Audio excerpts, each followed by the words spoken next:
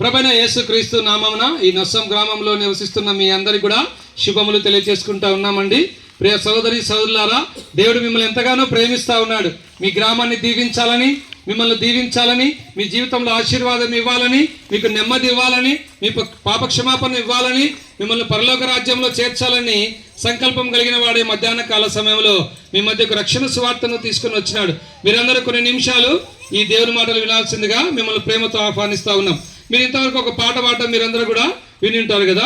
ఈ లోకంలో ఎవ్వరు ఇవ్వని నెమ్మది, ఎవ్వరు ఇవ్వని శాంతి యేసుక్రీస్తు ప్రభు మీకు ఇవ్వాలని ఇష్టపడుతూ ఉన్నాడు. మానవులమైన మనం అందరం కూడా పాపాత్ములమే. దేవుని వాక్యం సెలవిస్తూ ఉంది, ఏ భేదం లేదు. అందరూ కూడా పాపం చేసి దేవుడు అనుగ్రహించి మహిమను పొందలేకపోతున్నారు. పాపం వలన వచ్చు జీతము మరణము అని దేవుని వాక్యం సెలవిస్తూ ఉంది. అయితే ఈ పాపం నుంచి నిన్ను తప్పించాలని, ఈ మరణం నుంచి నిన్ను తప్పించాలని దేవాది దేవుడు, సృష్టికర్త అయినటువంటి దేవుడు నరావతారిగా భూమి మీదకి ఆయన అరుదించినాడు. ఆయనే యేసుక్రీస్తు ప్రభుల వారు.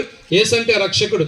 నన్ను సమస్త మానవాళిని పాపం నుంచి రక్షించడానికి ఈ లోకానికి ఆయన దిగి వచ్చినాడు. ఈ లోకంలో పవిత్రంగా జీవించినాడు, పాపం లేకుండా జీవించినాడు. మానవులందరి పాపముల కొరకు తాను సిలువనెక్కినాడు. తలతో చేసిన పాపముల కొరకు తలకు ముళ్ళ కిరీటం, చేతులలో మేకులు, కాళ్ళలో శీలలు, ఆయన వీపంతా చారాలుగా దున్నబడింది. ఏ పాపం ఎరిగిన యేసు ప్రభు నీ నా పాపముల కొరకు ఆయన సిలువలో మరణించినాడు, సమాధి చేయబడినాడు, 3వ దినాన మరణం జయించి తిరిగి లేచినాడు, ఆ పరలోకానికి ఆరోహణుడైనాడు.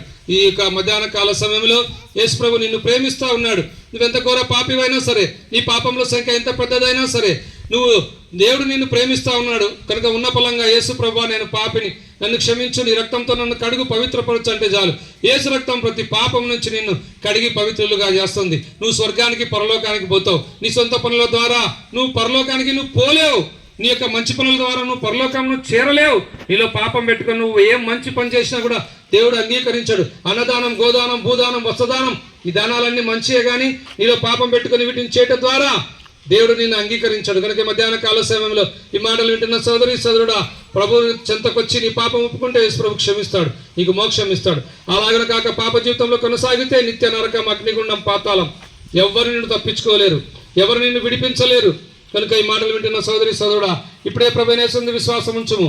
అప్పుడు మీరు మీ ఇంటి వారిని గొప్ప ఆత్మరక్షణ, పాపక్షమాపణ, పరలోక రాజ్యం మీరు పొందగలరు. యేసు ప్రభుల వారి గురించి మీకు ఇంకా ఎక్కువగా తెలుసుకోవాలని ఆశ ఉంటే మా సహోదరుల మధ్య చిన్న చిన్న కరపత్రాలు తీసుకొని వస్తున్నారు, తీసుకురండి, చదవండి, సత్యాన్ని గ్రహించండి. మీ అందరి కొరకు మేము ఇప్పుడు ప్రార్థన చేస్తాం.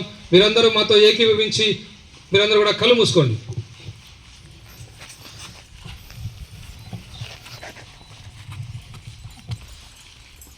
ప్రేంగల మా పేపర్లోకి తండ్రి, మీ పాదంలో కొందనాలు చెల్లించుకుంటున్నాం. దేవా, మధ్యాహ్న కాల సమయంలో ఈ నొస్సం గ్రామంలో ఈ వీధుల్లో ప్రభా స్వార్థ ప్రకటించుకొచ్చిన కృపను బట్టి వందనాలు.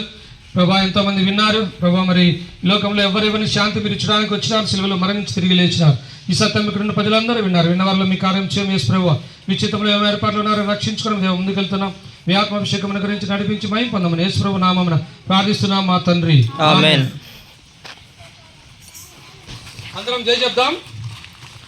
బోలియే జిందా ఖుదావని యేసు మసీహ్కి జై.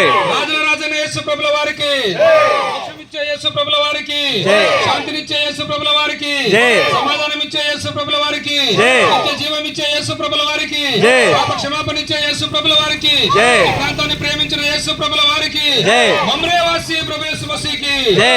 బేతనియా వాసి ప్రభు యేసు మసీహ్కి జై. హల్లెలూయా, హల్లెలూయా.